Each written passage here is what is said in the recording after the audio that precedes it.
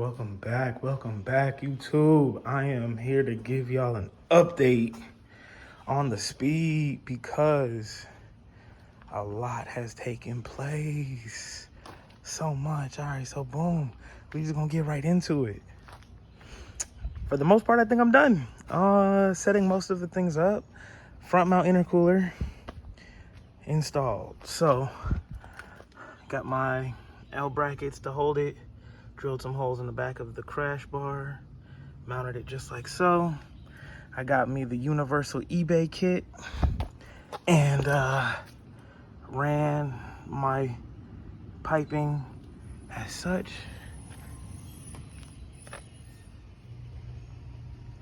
Alright, so that's the cold side.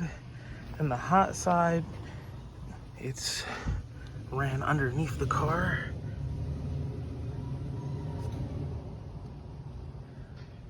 Hopefully that was good enough to see. Alright, the new Steed Speed manifold is on.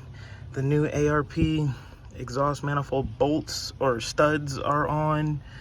The T28 is on. I just need to finish routing, you know, like the oil feed, the oil return, the EGR. I've got to install my external wastegate and the coolant lines. Boom. I did locate my MAF on the cold side. Got the blow-off valve run to my T fitting right here. And it's going to the manifold and then to the boost gauge. Let's see. So that's the updates as far as the intercooler, the manifold and turbo, the piping, etc. Moving on to the inside, I'm just about done. You guys saw that other video, maybe not, of my new quick release and wheel install, but I'm almost done with converting to a push start. Yes sir. So this little rat's nest right here needs to get cleaned up, but it's all installed.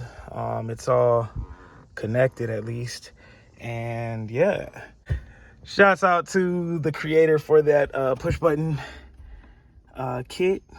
I will be doing a more in-depth review later. It's really simple install, really easy, but I do need to finish cleaning that up, making it look a little better so I can put the rest of the panels back, and yeah, just be done with that. I've got my boost gauge routed. I have my wideband O2 sensor coming in the mail.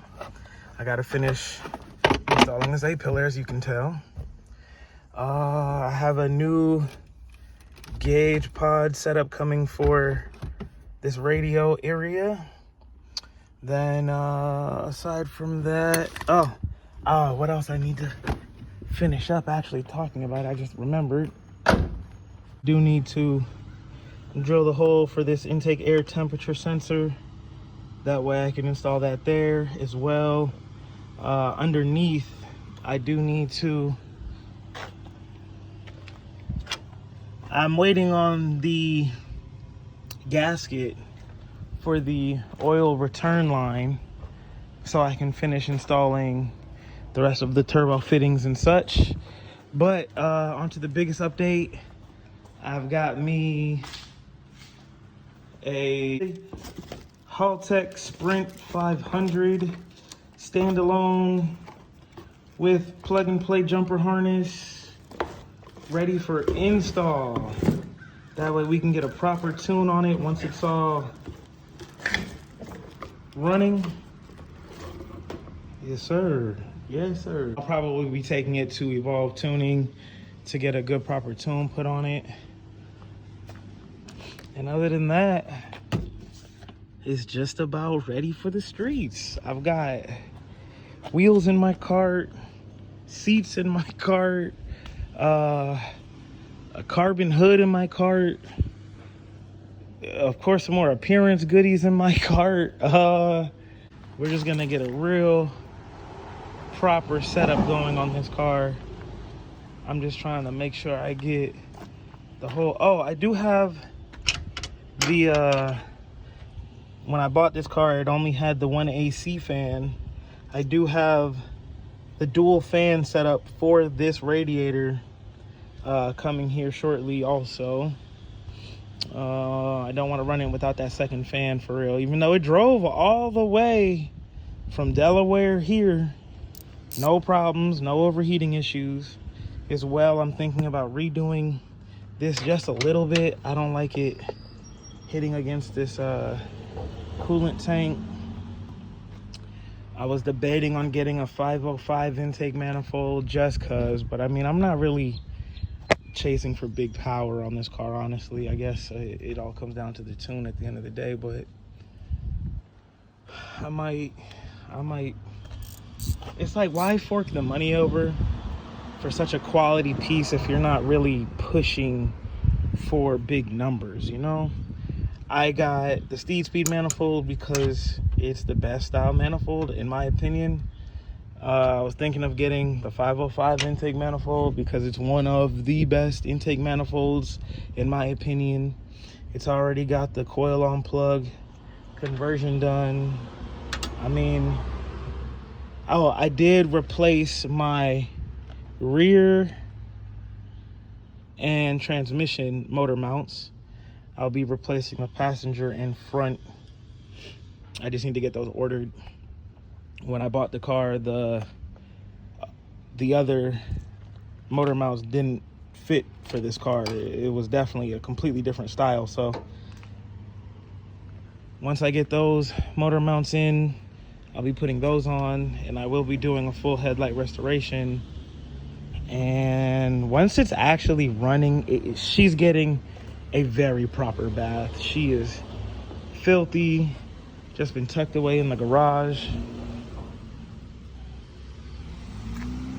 And we'll be definitely getting a lot more content with this car here on the channel.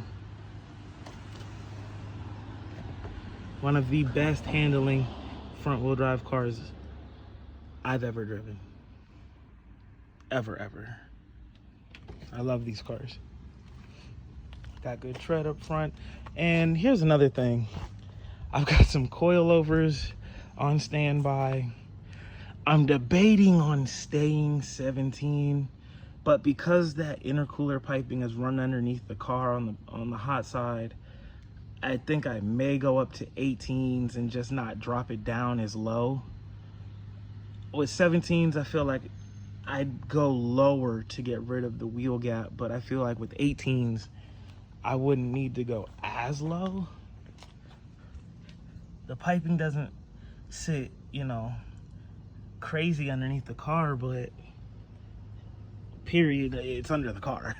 Oh, I keep forgetting also, I do need to hurry up and get the rest of this stuff done. That way I can install my full turbo back 3-inch GHL exhaust. That way I can also get the wideband installed prior to the tune. And then I think we'll be in really good shape, honestly. The most important part was getting the parts, I think. Now it's just a matter of putting them on. I really gotta clean this car out. But other than that, I'm happy. I might wipe it down a little bit and then tuck it back into the garage for now. But it took me quite some time to get all the piping cut and just run in a way that I was okay with. I'm also debating on relocating my battery to the trunk, getting the terminal post to put in the engine bay. That way I can always, you know, jump it from in the engine or from in here. But other than that, I think that's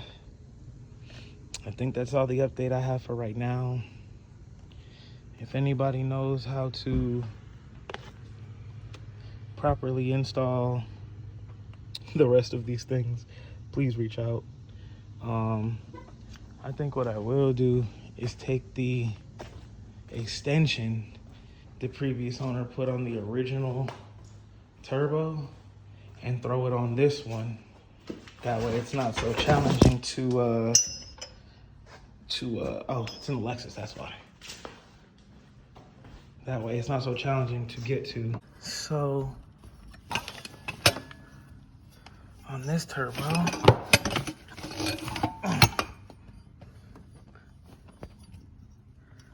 where are we at?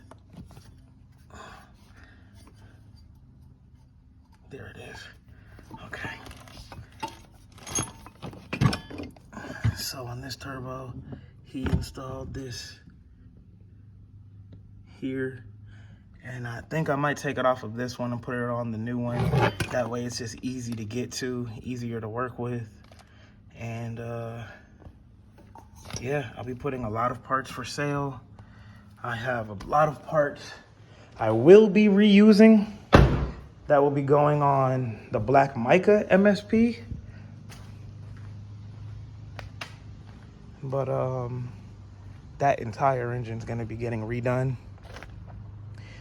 Since I have the head already taken out, I just need to remove the block, and I'm going to send that motor off to, well, the head I'm going to send to be completely redone, and that block I'm going to have forged.